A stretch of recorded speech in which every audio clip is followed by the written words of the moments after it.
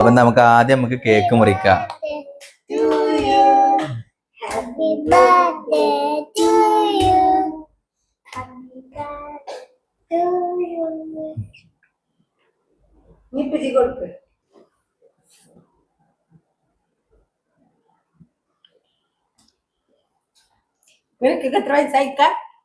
എനിക്ക് 28.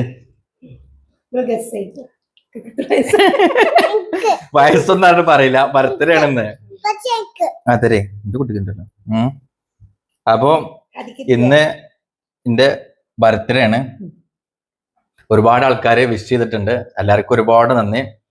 അപ്പൊ ഇങ്ങനെയൊക്കെ എന്തെങ്കിലുമൊക്കെ ഉണ്ടാകുമ്പോഴുള്ളൂ എത്ര ആളുകൾക്ക് നമ്മോട് ആത്മാർത്ഥമായ സ്നേഹം ഉണ്ടെന്നും എത്ര ആൾക്കാരെ നമ്മളെ ബർത്ത്ഡേ ഒക്കെ ഓർത്ത് വെക്കുന്നുണ്ട് എന്നുള്ളതൊക്കെ മനസ്സിലാവുക. നേരം വെളുത്തിട്ട് ആദ്യമായിട്ട് എന്നെ ബർത്ത്ഡേ വിഷ് ചെയ്ത് എന്റെ സാംസങ്ങിന്റെ ഫോണാണ്. ഇന്നലെ രാത്രി 12 മണിക്ക് വിഷ് ചെയ്തതല്ലേ.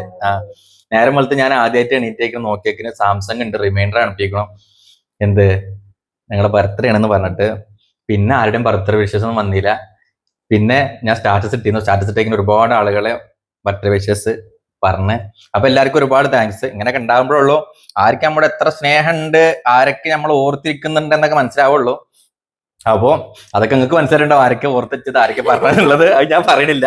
അപ്പോ എല്ലാവർക്കും ഒരുപാട് സന്തോഷങ്ങൾ. വലിയ പരിപാടിയൊന്നുമില്ല. തന്നെ ഇപ്പൊ മുത്തൂസിന്റെ നിർബന്ധപ്രകാരം ഒരു കേക്ക് മേടിച്ചാണ്. അല്ലെങ്കിൽ കേക്കൊന്നും മേടിക്കൂല. ഇപ്പൊ ഇങ്ങനെ കുറച്ചിങ്ങനെ എന്താണ് ശോകാവസ്ഥയാണ്. അതുകൊണ്ടാണ് കേട്ടോ.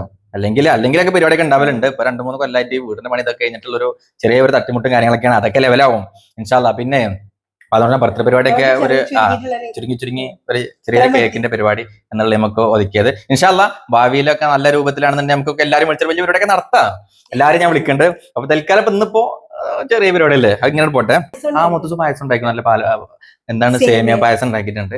അതുകൊണ്ട് അപ്പോ ബർത്ത്ഡേ എന്ന് പറയുമ്പോൾ ഇങ്ങനെയൊക്കെ തുടങ്ങുള്ളൂ. അപ്പോ എല്ലാവർക്കും സന്തോഷങ്ങൾ മാത്രം. ബൈ.